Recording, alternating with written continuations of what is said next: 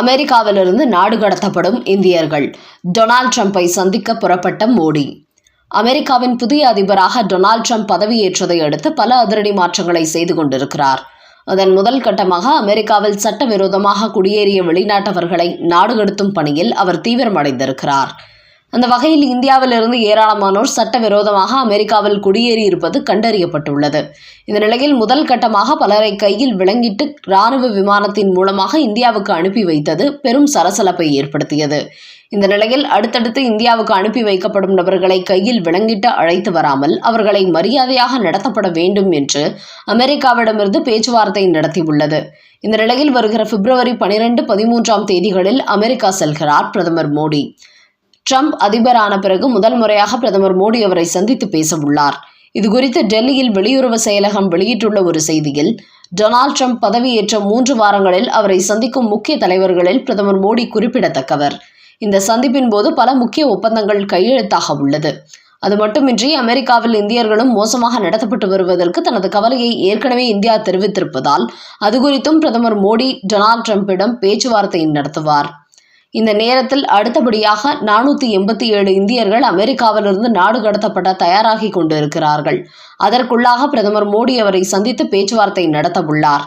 இந்த விவகாரத்தில் அமெரிக்க அதிகாரிகளை தொலைபேசியில் தொடர்பு கொண்டு பேசுவதை விட பிரதமர் மோடியை நேரில் சென்று ட்ரம்பிடம் பேசும்போதுதான் உரிய பலன் கிடைக்கும் என்பதால் கூடிய சீக்கிரமே பிரதமர் மோடி அமெரிக்கா சென்று டொனால்ட் ட்ரம்பிடம் பேச்சுவார்த்தை நடத்த வேண்டும் என்று பாஜகவினர் மட்டுமின்றி எதிர்க்கட்சி தலைவர்களும் பிரதமர் மோடிக்கு கோரிக்கை வைத்து வருகிறார்கள். நாங்கள் சொல்லும் நபரை தான் கை காட்ட வேண்டும். மாணவியை அடித்து துன்புறுத்திய காவல்துறை. திமுக புள்ளியை மறைக்க திரைமறைவில் நடந்த அதிர்ச்சி சம்பவம். மிரட்டலுக்கு பயந்து நீதிமன்றத்துக்கு ரிப்போர்ட் கொடுக்க தயங்கும் ஐபிஎஸ் டீம். அண்ணா பல்கலைக்கழகம் மாணவி விவகாரத்தில் உலகிலேயே தலைசிறந்த காவல்துறை என்று சொல்லும் தமிழக காவல்துறையினால் இப்போது வரை உண்மை குற்றவாளியை வெளியில் கொண்டு வர முடியவில்லை என்றுதான் நாமெல்லாம் நினைத்து கொண்டிருக்கிறோம். ஆனால் இந்த வழக்கு ஆரம்பத்திலிருந்தே காவல்துறையால் வேறு பக்கம் திசை திருப்பிவிடப்பட்டு வருகிறது. குறிப்பாக காவல்துறை இதில் சம்பந்தப்பட்ட யார் அந்த சாரை மறைக்கும் முயற்சியில் தீவிரம் அடைந்திருப்பதை சென்னை உயர்நீதிமன்றமே கண்டறிந்துவிட்டது. அதனால்தான் இந்த வழக்கை காவல்துறையிடம் ஒப்படைத்தால் பாதிக்கப்பட்ட மாணவிக்கு கண்டிப்பாக நீதி கிடைக்காது. இன்னும் கொஞ்சம் விட்டால் மாணவி மீதே இந்த வழக்கை முழுமையாக திருப்பிவிட்டு சம்பந்தப்பட்ட குற்றவாளியை காவல்துறையை காப்பாற்றி விடுவார்கள் என்பதை புரிந்து கொண்டார்கள். அதனால்தான் சென்னை உயர்நீதிமன்றமே இந்த வழக்கில் தாமாக முன்வந்து 3 பெண் ஐபிஎஸ் அதிகாரிகளை வைத்து சிறப்பு புலனாய்வு குழுவை நியமித்தார்கள். அந்த குழுவில் இந்த ஐபிஎஸ் அதிகாரிகளுக்கு உதவியாளராக நியமிக்கப்பட்டார் cyber crime police Raghavendar Ravi. இவர்தான் ஞானசேகரனின் மொபைலில் இருந்த 45 வீடியோக்களை ஆராய்ந்து அதில் இடம்பெற்ற புள்ளிகள் யார் யார் என்பதையும் புட்டு வைத்திருக்கிறார். இதன் காரணமாக சில அரசியல் புள்ளிகளும் முக்கிய காவல்துறை அதிகாரிகளும் இந்த குற்ற செயலில் சிக்கி இருப்பது தெரிய வந்துள்ளது. இந்த ஒரு மாணவி மட்டுமின்றி ஏற்கனவே பல மாணவிகள் இந்த புள்ளிகளால் வேட்டையாடப்பட்டு வந்துள்ளார்கள் என்பது தெரிய வந்துள்ளது. இப்படி ஒட்டுமொத்த ரகசியத்தையும் cyber crime police Raghavendar Ravi கண்டறிந்து விட்டதால் தான் இதிலிருந்து ஒரு நபரை லீக் அவுட் செய்தால் கூட நீ உயிரோடு இருக்க மாட்டாய் என்று காவல்துறை அதிகாரிகளே அவருக்கு உயிர் பயத்தை காட்டியிருக்கிறார்கள். அதன் காரணமாகவே இனிமேலும் தான் இந்த பதவியில் நீடித்தால் தனது உயிருக்கே ஆபத்து என்பதை புரிந்து கொண்டு அவர் தன்னுடைய பதவியை ராஜினாமா செய்துவிட்டார். அதற்கான காரணத்தை தமிழக டிஜிபிக்கு அவர் கடிதம் எழுதிய போதும் அது குறித்து அவரும் எந்த நடவடிக்கையும் எடுத்ததாக தெரியவில்லை. அந்த அளவுக்கு இந்த மாணவி பாலியல் பலாத்கார சம்பவத்தின் பின்னணியில் இருக்கும் யார் அந்த சாரை ஒட்டுமொத்த காவல்துறையும் காப்பாற்றும் முயற்சியில் ஈடுபட்டு வருகிறது.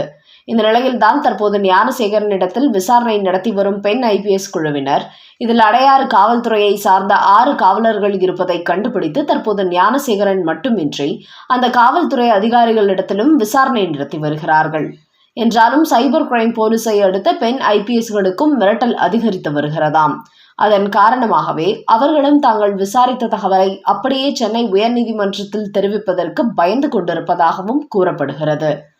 அதன் காரணமாகவே ஞானசேகரன் சொன்ன முழு விஷயங்களையும் கூட இன்னமும் ஐபிஎஸ் குழுவினர் நீதிமன்றத்தில் ரிப்போர்ட்டாக கொடுக்கவில்லையாம்.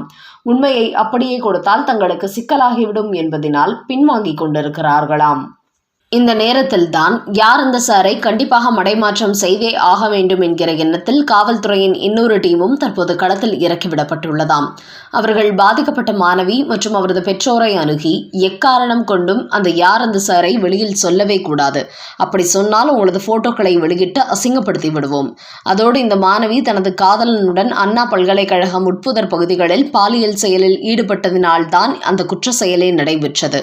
இந்த மாணவிக்கு இன்னும் பல பாய் ஃப்ரெண்டுகள் இருக்கிறார்கள் என்று இந்த வழக்கையை திசை திருப்பி விடுவோம் என்று அவரை கடுமையாக எச்சரித்துள்ளார்களாம்.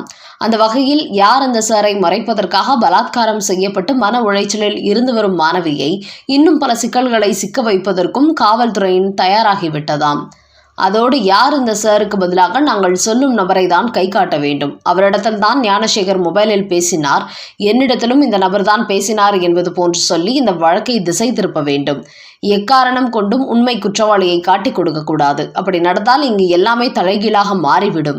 காவல்துறை நினைத்தால் எதை வேண்டுமானாலும் எப்படி வேண்டுமானாலும் மாற்றுவோம். குற்றவாளியை காப்பாற்றுவோம். குற்றம் செய்யாதவரை கூண்டில் ஏற்றுவோம். அதனால் நாங்கள் சொல்வதுபடி நடந்தால் உங்களுக்கு எந்த சிக்கலும் வராது. மீறி செயல்பட்டால் விபரீத விளைவுகளை சந்திக்க வேண்டி இருக்கும் என்று பாதிக்கப்பட்ட மாணவியை கடுமையாக எச்சரித்துள்ளார்களாம். இப்படி அண்ணா பல்கலைக்கழக மாணவிக்கு காவல்துறை மிரட்டல் விடுத்த செய்தி பெண் IPS குழுவுக்கு தெரிந்த போதும் அவர்கள் இதுகுறித்து எந்த ரியாக்ஷனையும் வெளிப்படுத்தாததோடு அது குறித்து நீதிமன்றத்திலும் ரிப்போர்ட் கொடுக்கவில்லையாம். ஏற்கனவே காவல்துறை வட்டாரத்திலிருந்து தங்களுக்கும் மிரட்டல் வந்து கொண்டிருப்பதால் தேவையில்லாமல் யார் அந்த சாரை காட்டிக் கொடுத்து நமக்கு நாமே சிக்கலை ஏற்படுத்திக் கொள்ள வேண்டாம் என்று தற்போது பெண் IPSகளும் அடக்கி வாசிக்க தொடங்கிவிட்டார்களாம். அதனால் அண்ணா பல்கலைக்கழக மாணவி விவகாரத்தில் கண்டிப்பாக உண்மையான யார் அந்த சார் வெளிச்சத்துக்கு வரப்போவதில்லை. காவல்துறை தயார் செய்யும் அந்த நபர் தான் யார் அந்த சாராக வெளிச்சத்துக்கு கொண்டு வரப்படுவார் என்கிற தகவல்களும் அரசியல் வட்டாரங்களில் வெளியாகி வருகின்றன. அந்த அளவுக்கு திமுக தரப்பும் உயர்மட்ட காவல்துறை அதிகாரிகளும் இந்த விவகாரத்தில் தற்போது களமிறங்கிவிட்டார்களாம். அதே சமயம் யார் அந்த சார் திமுக புள்ளிதான் என்பதை தமிழகத்தில் உள்ள பல அரசியல் கட்சிகளும் தெரிந்து கொண்டார்கள். ஆனபோதிலும் காவல்துறை தான் அது குறித்து அறிக்கை வெளியிட வேண்டும். தனிப்பட்ட நபர்கள் வெளியிட்டால் அது அவர்களுக்கு சிக்கலை ஏற்படுத்திவிடும் என்பதனால் அவர்கள் யாரும் வாய் திறக்காமல் இருக்கிறார்கள். என்றாலும் தமிழக பாஜக தலைவர் அண்ணாமலை ஞானசேகரிடத்தில் 1 வருடமாக மொபைலில் பேசிய அத்தனை நபர்களின் ரெக்கார்டும் என்னிடத்தில் உள்ளது. அரசியல் புள்ளிகள் மட்டுமின்றி முக்கிய காவல்துறை அதிகாரிகளும் இருக்கிறார்கள். அதனால் இதன் பின்னணியில் உள்ள உண்மையான குற்றவாளியை காவல்துறை கண்டுபிடிக்காவிட்டால் கடைசியில் நானே அதை அறிவிப்பேன் என்று ஏற்கனவே ஒரு அதிரடி செய்தி வெளியிட்டிருக்கிறார். அதனால் இந்த விவகாரத்தில் காவல்துறை இதை மடைமாற்றம் செய்யும் பட்சத்தில் மாணவி பலாத்கார சம்பவத்தில் சம்பந்தப்பட்ட யார் இந்த சாரை அண்ணாமலையை வெளியிடுவாரா, இல்லை அதை ஏற்க காவல்துறை மறுத்துவிடுமா? இதன் பின்னணியில் அடுத்தடுத்து எப்படிப்பட்ட ட்விஸ்டுகள் நடக்கப் போகிறது என்பதை பொறுத்திருந்து பார்ப்போம்.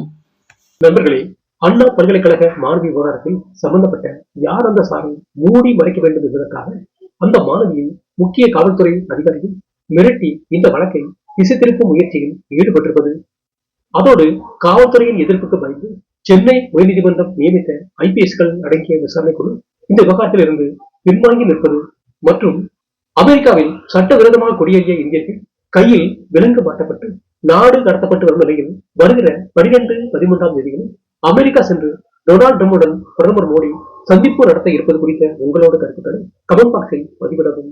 நன்றி, வணக்கம்.